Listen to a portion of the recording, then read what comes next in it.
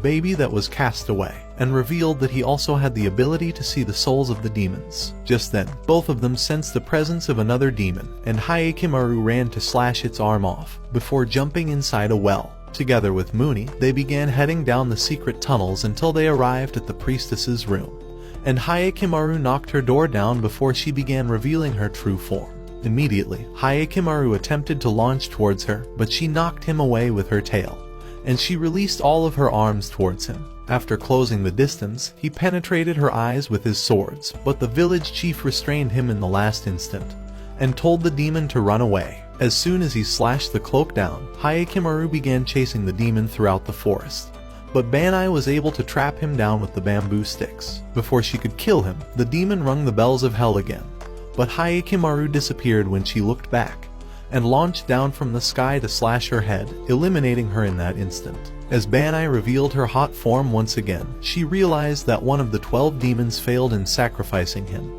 But before she could keep talking, Hyakkimaru pierced her face, killing her for the final time. The demon continued ringing the bells of hell before disintegrating, and when Dororo searched the ground, he saw thousands of gold coins that were buried. This was the money that Banai kept stealing from the adventurers she killed, and the chief revealed that this was the only way their village could continue surviving, so he sold his life to the demons in exchange for the gold. At the same time, 2 of the 12 demons were killed, restoring Hyakkimaru's nervous system, and allowing him to be able to hear once again. That night in the forest, the noises from all the animals overwhelmed him, but Dororo wondered how he could hear anything when everywhere was completely silent. So he wrapped a cloth around his ears to muffle the noise, and suggested that they hunt no demons until he was recovered. Just then, Hyakkimaru noticed a monster in the forest, and a great bird flew between them. Immediately, he drew his sword, and as the monster returned, he narrowly evaded it. However, it flew towards them again, nearly snatching him up, and the noises from falling leaves distracted him,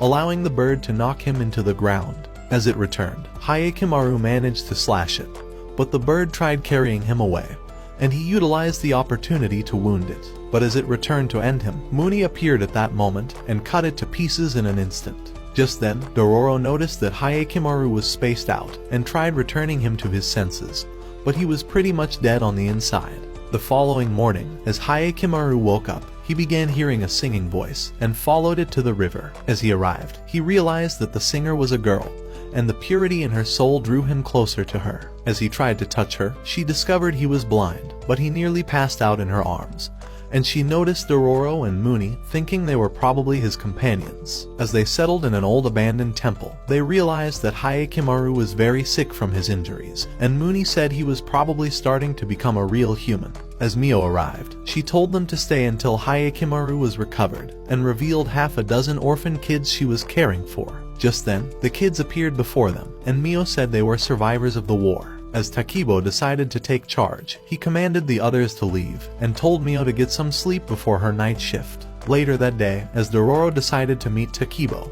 he offered to help him with his duty, but the boy turned him down, saying that he wishes to work as hard as his sister Mio. When Dororo noticed that Muni was starting to leave, he told him that he was going to find a safe path through the forest and would return afterwards. In Dago's village, a messenger told him that the Sakai clan were waiting at their border, and that they were starting to run out of food as it has not rained in weeks. Just then, Mina appeared, saying that the past was starting to repeat itself. At the temple, Mio decided to check on Hyakkimaru, and discovered that he was burning up from a fever. Realizing he needs medication, she promised to bring him some healing potions while returning from her night duty. And just as she began to sing, he wished she wouldn't leave.